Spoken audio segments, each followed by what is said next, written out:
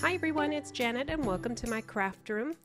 Today I'm going to be working with the Spellbinders Small Die of the Month for May 2022.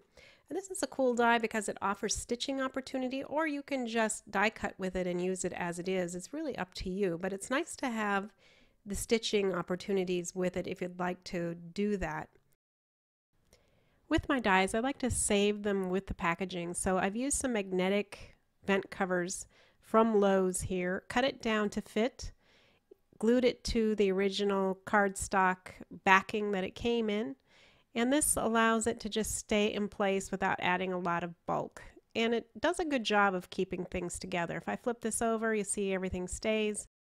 So just sharing that this method works really good for me and my dies. Now this is a border die that surrounds the word hello. And the letters are individual and they have some markings in it. There's also some of the individual pieces here as well if you want to use them. But this is great because those letters are separate and you can use them for other cards without all of the other borders and pieces. So it just gives it a little bit more flexibility, which is always great. Now here is all of my stitching supplies.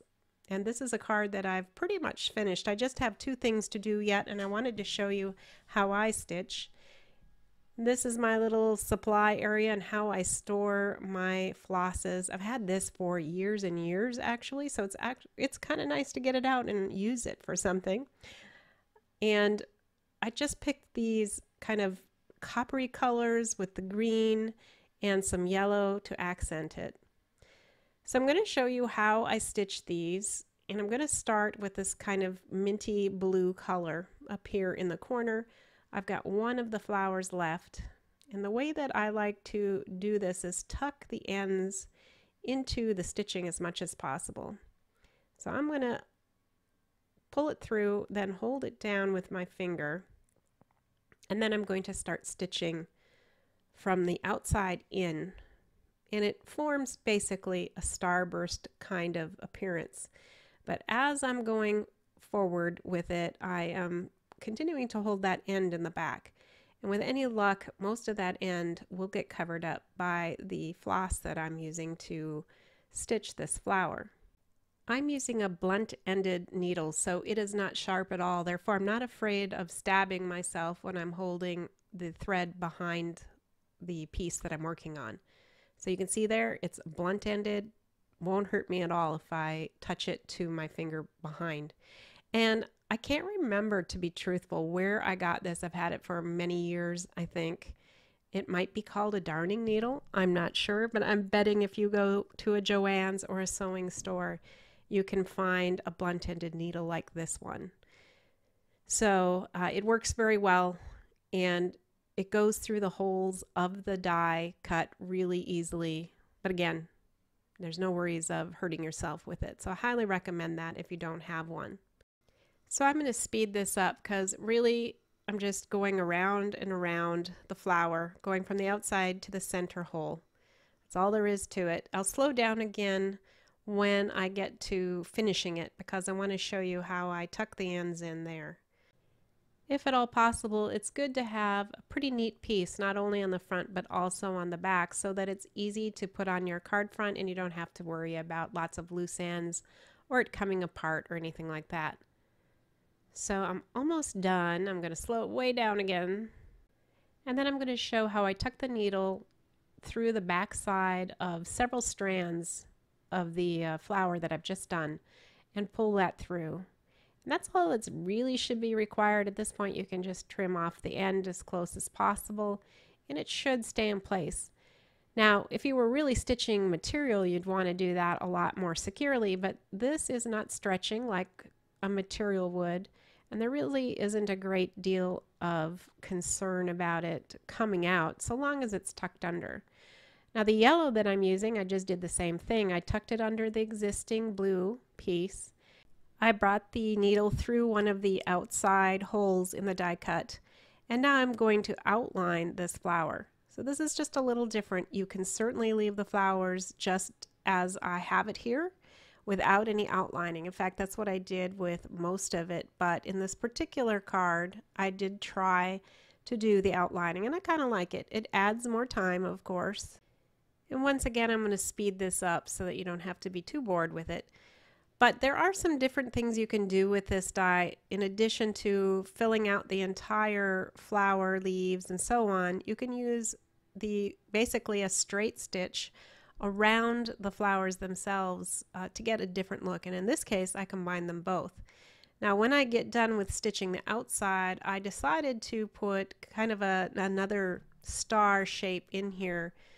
And if you can see it on the other flowers, I just basically go from the hole in the flower that's in the farthest or closest to the central hole.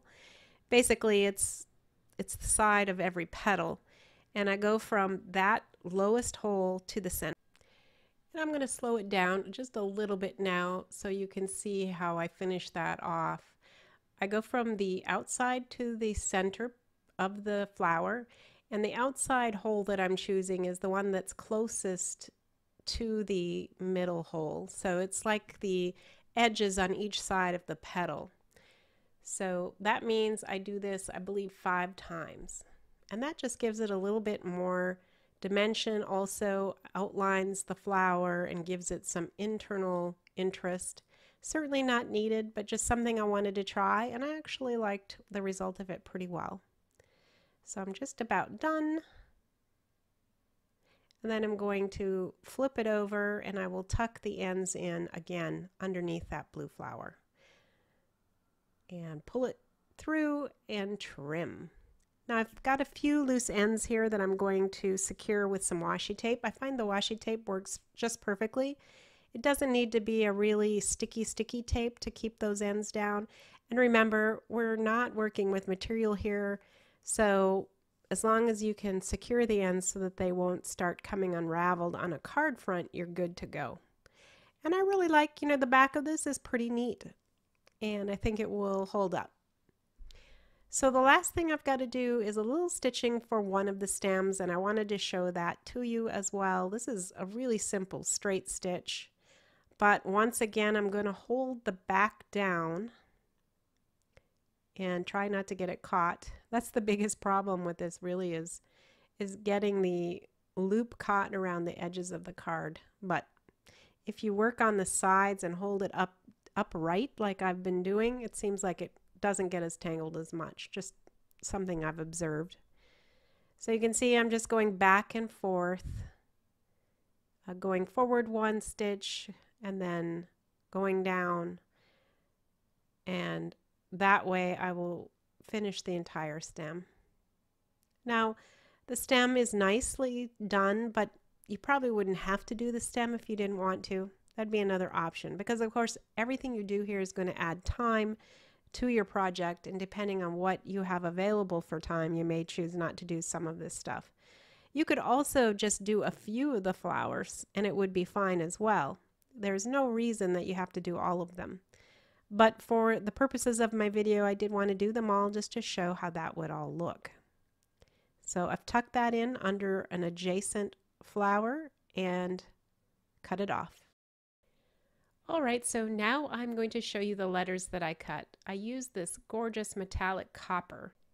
This brand is from CutCardStock. It's called Stardream Metallic in copper. It's gorgeous. Now the letters have a grid pattern in it that are angled from the bottom to the right side. So with the hello, you just have to pay attention to those grid marks and make sure that you put the O in the same direction. The others, of course, automatically do that because of the way that they are, but an O you could put in any direction. So just pay attention to that if you want it to be consistent.